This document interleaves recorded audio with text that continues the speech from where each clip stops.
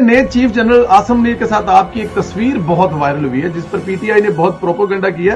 तस्वीर कितनी पुरानी है और जनरल साहब से कब से शनासाई है सर? मेरी शनासाई तो बहुत अरसे से है जी, और वो उसी दिन की है जिस दिन वो नॉमिनेट। अच्छा जी।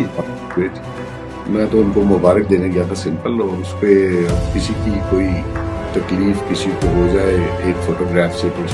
बिल्कुल ठीक सर। क्या समझते हैं जनरल फैज साहब ने किसी मजबूरी के तहत इस्तीफा दिया या इस्तीफा? इस्माइल ये बता रही है कि अगर वो रहते तो हो सकता है कि सर्विस के दौरान आने वाले दिनों में महकमाना कोई कार्रवाई हो सकती थी, शायद ये भी एक वजह हो सकती है उनकी रिटायरमेंट लेने की। जी, कार्रवाई तो रिटायर होने के बाद ये ही मार्शल लॉ लगाने की भी धमकी दी गई। ऑप्शन बहुत दिए जा रहे थे, रोज एक नया फार्मूला पेश किया जा रहा था, और फार्मूले के अंदर बिटवीन द लाइन थ्रेट भी थी, और कुछ सिफारिशें और मिन्नतें और अपनी वफादारियों के यकीन भी दिलाए जा रहे। फैज साहब के कहने पे डायरेक्शन अपनी बदली, और अदरवाइज इनको भी